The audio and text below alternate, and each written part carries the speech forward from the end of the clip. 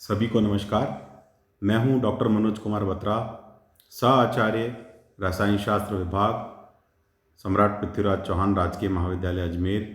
आज के लेक्चर में हम बात करेंगे सहसंयोजक बंध के संबंध में, यानी कोवेलेंट बॉन्ड के संबंध में। आप सभी जानते हैं कि कोवेलेंट बंध जो है वो सामान्यतः किन परमाणुओं के मध्य बनता है। जब दो परमाणुओं के मध्य सहसंयोजक बंध तब बनता है जब जो है वो इलेक्ट्रॉन का जो स्थानांतरण है वो संभव नहीं हो पाता।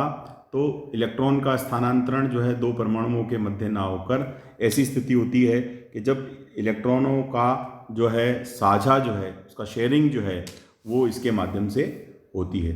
तो जहाँ पर ट्रांसफ़र ऑफ इलेक्ट्रॉन जो है इलेक्ट्रॉन का स्थानांतरण संभव नहीं होता, वहाँ पर इस प्रकार का बंध जो है वो पाया जाता है। तो इसके संबंध में आज हम एक एक करके कोवेलेंट बॉन्डिंग क्या है उसके बारे में बात करेंगे और फिर जो है इनके अणुओं के गुणधर्म क्या हैं उनके संदर्भ में बात करेंगे। तो यहाँ पर देखेंगे, जब समान अथवा लगभग समान विद्युत ऋणात्मकता वाले दो अधात्विक परमाणु एक दूसरे के संपर्क में आते हैं तो उनके मध्य सहसंयोजक बंध का निर्माण जो है वो होता है।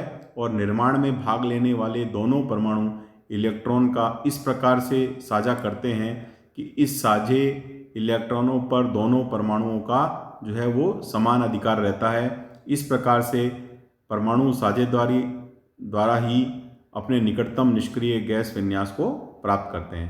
तो साझा इलेक्ट्रॉन का इस प्रकार से होता है कि जो दोनों परमाणु का उस साझा इलेक्ट्रॉनों पर जो एक अधिकार है वो समान रूप से रहता है और उसके साझा होने के पश्चात जो है उसमें जो इलेक्ट्रॉनिक विन्यास जो है वो किसका होता है, वो निकटतम जो है नोबल गैस का जो इलेक्ट्रॉनिक कॉन्फ़िगरेशन उसमें प्राप्त हो जाता है। इसीलिए ही ये इस प्रकार की ये जो है सहसंयोजक बंध जो है वो बनते हैं।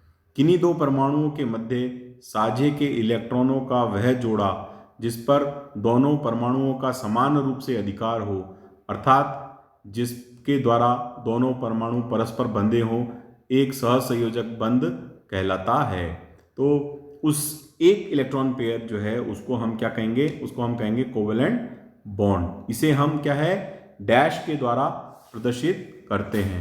उदाहरण स्वरूप हाइड्रोजन की संरचना को निम्न प्रकार से प्रदर्शित किया जा सकता है। तो देखिए यहाँ हम देख सकते हैं कि हाइड्रोजन जो है उसको अपन निम्न प्रकार से प्रदर्शित कर सकते हैं, जहाँ पर एक हाइड्रोजन परमाणु और दूसरे हाइड्रोजन परमाणु के पास में एक एक इलेक्ट्रॉन है, तो दोनों को बीच में साझा करके एक इलेक्ट्रॉन का युग्म जो है वो दिखाया गया है। और इसको हम एक डैश के माध्यम से हाइड्रोजन हाइड्रोजन के माध्यम से भी दिखा सकते हैं। तो इस तरह से ये सहसंयोजक गुण जो है वो सहसंयोजक यौगिक सहसंयोजक बंध जो है वो इस प्रकार से प्रदर्शित किया जाता है। अब हम बात करते हैं सहसंयोजक यौगिकों के सामान्य लक्षण, यानी general characteristics of covalent compounds.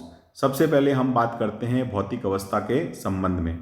सहसंयोजक बंध जो होते हैं वो सामान्यतः अध्रुवीय अथवा बहुत कम ध्रुवीय होते हैं, यानी कि ये नॉन पोलर हैं या बहुत कम पोलैरिटी जो है इनमें होती है।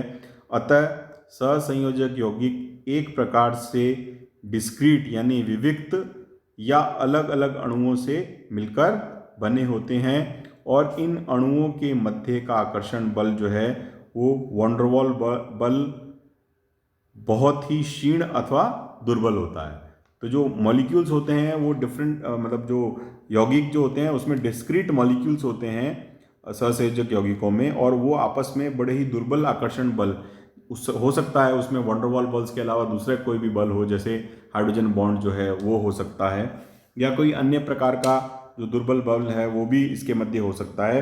तो अणु जो हैं वो डिस्क्रीट हैं और उनके बीच में जो अट्रैक्शन फोर्स है वो बहुत कम है, बहुत दुर्बल है। इसलिए हम क्या देखते हैं, अतः सहसंयोजक यौगिक की जो भौतिक अवस्था है वो सामान्यतः गैसीय, द्रव्य और नर्म ठोस के रूप में होती है।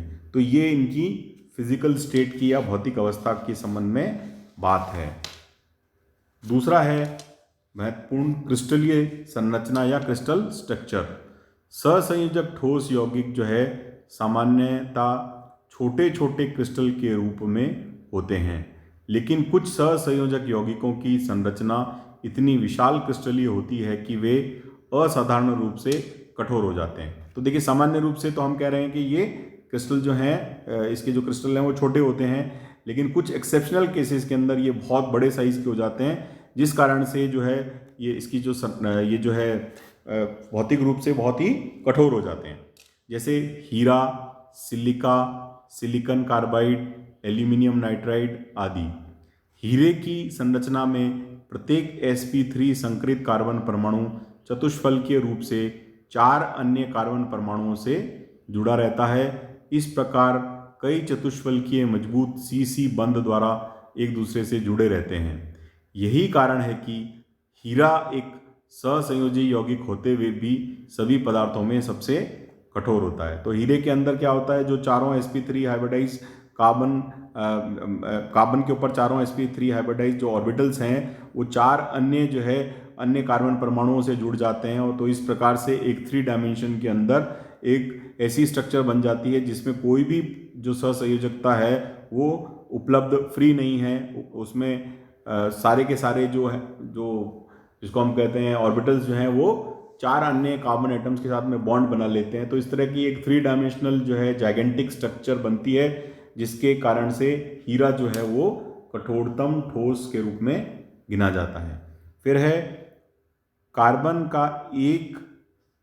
का ही एक और सहसंयोजी अपर रूप ग्रेफाइट होता है। मतलब कार्बन का एक दूसरा एक एलोट्रोपिक फॉर्म ग्रेफाइट की हम बात कर रहे हैं। इसमें कार्बन परमाणु sp2 संकरित होते हैं और परस्पर एक नियमित षटभुज यानी हेक्सागोनल के रूप में जुड़कर चादर के समान परतें बनाते हैं। मतलब एक तरह से लेयरिंग जो है इसमें बनती है, लेयर्स बनती हैं, जो परस्पर एक दूसरे से 3.35 एंगस्ट्रॉम की दूरी पर वंडरवॉल बलों द्वारा स्थिर रहती हैं। एक परत में प्रत्येक कार्बन परमाणु के मध्य 1.42 एंगस्ट्रॉम की दूरी होती है। प्रत्येक कार्बन परमाणु पर एक स्वतंत्र इलेक्ट्रॉन रहता है, जिसे गतिशील इलेक्ट्रॉन कहते हैं। इन्हीं गतिशील इलेक्ट्रॉनों के कारण ग्रेफाइट एक सहसंयोजक यौगिक होते हुए भी विद्युत का सुचालक है और इलेक्ट्रोड बनाने में काम आता है। ग्रेफाइट विशाल अणु के रूप में रहता है, अतः इसका गलनांक जो है वो उच्च होता है, लेकिन परतों के मध्य दुर्बल बल होने के कारण यह मुलायम एवं चिकना होता है। क्योंकि परतें एक दूसरे पर आसानी से फिसल जाती हैं, इसलिए इसे घड़ियों आदि में शुष्क स्नेहकों यानी ड्राई लुब्रिकेंट के रूप में काम में लिया जाता है। तो जैसा हम देख सकते हैं कि यहाँ पर जो है ये ग्रेफाइट में कार्बन जो है वो sp2 हाइब्रिडाइज होता है, और एक कार्बन के ऊपर जो है कार्बन का जो एक इलेक्ट्रॉन है वो उसके ऊपर जो परतें हैं, परतों रूपी जो संरचना बनी है उसमें परमाणु जो कार्बन परमाणु है उस पर मुक्त इलेक्ट्रॉन जो है वो रहता है, जिससे कि ये क्या है, ये इलेक्ट्रिसिटी को कंडक्ट करने का काम करता है। और दूसरी बात जो हमने बात की कि ये दोनों जो लेयर्स हैं वो एक दूसरे के बीच में 3.35 एंगस्ट्रॉम की डिस्टेंस पर रहती हैं, और कार्बन परमाणुओं के मध्य जो है 1.42 एंगस्ट्रॉम की दूरी होती है। और क्योंकि एक परत दूसरी परत के साथ में दुर्बल बंध से जुड़ी हुई है, इसलिए जो है ये आसानी से एक दूसरे के ऊपर फिसल जाती हैं, और इसको हम लुब्रिकेंट के रूप में यहाँ पर इसको ग्रेफाइट को काम में लेते हैं। देखिए, अपन इसकी स्ट्रक्चर को देखते हैं। जैसा अपन ने बात की कि यहाँ पर कार्बन परमाणु जो है दूसरे कार्बन परमाणु के साथ में एक मतलब एक हेक्सागोनल फॉर्म में जुड़ा है, और जो डिफरेंट लेयर्स बन रही हैं ग्रेफाइट के अंदर उनके बीच में जो है वीक इंटरमोलिकुलर फोर्सेस काम करती हैं, जैसे वंडरवॉल फोर्सेस। इस कारण से जो है ये एक लुब्रिकेंट के रूप में और उसके फॉर्म में ये काम में लिया जाता है, स्नेहक के रूप में ये काम में लिया जाता है, जो कि इसका एक बहुत ही इम्पॉर्टेंट इंडस्ट्रियल एप्लीकेशन है। तो हम देख सकते हैं कि कुछ को छोड़ दें, बाकी सभी जो हैं कोवेलेंट कंपाउंड जो हैं वो या तो द्रव अवस्था में है, गैस अवस्था में है, और ठोस अवस्था में है। तो इनकी जो ठोस होते हैं ये सॉफ्ट सॉलिड के रूप में हमें मिलते हैं। बहुत कम यौगिक होते हैं जो कि कठोर रूप में सहसंयोजक रूप में हमें प्राप्त होते हैं। अगली जो इसकी प्रॉपर्टी है वह गलनांक एवं क्वथनांक। Melting point and boiling point. तो सहसंयोजक अणुओं के मध्य बहुत दुर्बल आकर्षण बल होते हैं, जैसे द्विध्रुव आघूर्ण, जैसे द्विध्रुव आकर्षण जैसे डाइपोलर अट्रैक्शन जिसको हम कहते हैं, हाइड्रोजन बंध, वंडरवॉल फोर्सेस आदि, जिन्हें तोड़ने के लिए अधिक ऊर्जा की आवश्यकता नहीं होती है।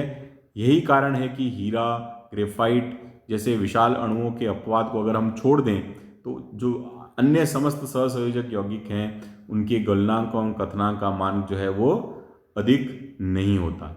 तो ये बात हुई इनके गलनांक और क्वथनांक के संबंध में। फिर बात आती है उसकी वाष्पशीलता या वोलेटिलिटी के संबंध में। सहसंयोजक यौगिकों के अणुओं के मध्य दुर्बल आकर्षण बल होते हैं, इस कारण से ये यौगिक जो है बहुत अधिक वाष्पशील होते हैं। जैसा कि हमने पहले भी बात की कि ये इनके बीच में जो इंटरमोलिकुलर जो फोर्सेस हैं वो काफ़ी वीक होती हैं, इसलिए ये बहुत अधिक वाष्पशील होते हैं। फिर पांचवा है विलेयता। किसी यौगिक की विलेयता में सामान्यता जो एक सिद्धांत लागू होता है वो कहलाता है लाइक डिसॉल्व्स लाइक, यानी समान समान को घोलता है। अर्थात आयनिक यौगिक जो है वो ध्रुवीय विलायकों में घुलते हैं और सहसंयोजक यौगिक जो होते हैं वो अध्रुवीय विलायकों में घुलनशील होते हैं। यानी कि आयनिक कंपाउंड जो होते हैं वो पोलर सॉल्वेंट्स में डिसॉल्व होते हैं और कोवेलेंट कंपाउंड जो है वो नॉन पोलर सॉल्वेंट्स में डिसॉल्व होते हैं, जिसको हम कहते हैं लाइक डिसॉल्व्स लाइक। अतः सामान्यता ये जो सहसंयोजक यौगिक होते हैं ये जल में अघुलनशील व कार्बनिक विलायकों में घुलनशील होते हैं और विशाल जो अणु हैं जिसको हमने अभी देखा था हीरा जैसे, वो सब इसके एक्सेप्शंस हैं, वो सब इसके अपवाद होते हैं। फिर इसके गुण कहलाते हैं, अन्य गुण जो हैं वो हैं जिसके बाद में है इलेक्ट्रिकल कंडक्टेंस, जिसको हमने इलेक्ट्रिकल कंडक्टेंस का जो गुण है वो ये होता है कि ये जिसको यहाँ आने से रह गया, खैर कोई बात नहीं, उसका अपन बात करते हैं कि सामान्य रूप से जो सहसंयोजक यौगिक होते हैं वो उसमें मुक्त इलेक्ट्रॉन या आवेश जो है वो नहीं पाए जाते, इसलिए क्या होते हैं ये विद्युत रूप से कुचालक होते हैं। ग्रेफाइट जो है वो इसका अपवाद है। इसके बाद सातवां नंबर प्रॉपर्टी जो हम जिसके बारे में बात करेंगे वो है समावयता या आइसोमेरिज्म। सहसंयोजक बंध जो है वो दृढ़ एवं दिशात्मक होते हैं, अतः इन यौगिकों में कई प्रकार की समावयता पाई जाती है।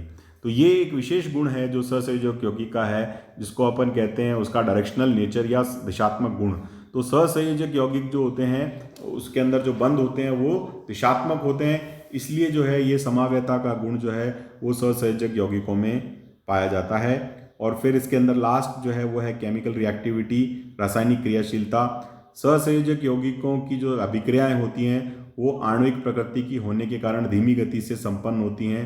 इन क्रियाओं का गतिज रूप से यानी काइनेटिकल स्टडी जो है वो हम आसानी से कर सकते हैं, क्योंकि इनके अभिक्रियाओं की गति जो है वो आयनिक अभिक्रियाओं के समान तीव्र नहीं होती हैं। तो इस तरह से आज हमने जो इस चैप्टर जो हमने शुरू किया उसमें बात की है सहसंयोजक बंध क्या होते हैं और सहसंयोजक यौगिकों के जो सामान्य लक्षण जो हैं वो क्या होते हैं। कल हम सहसंयोजक बॉन्डिंग के बारे में और उसके अंदर कौन कौन से जो थ्योरीज हैं उसके संबंध में कल हम आगे बात करेंगे।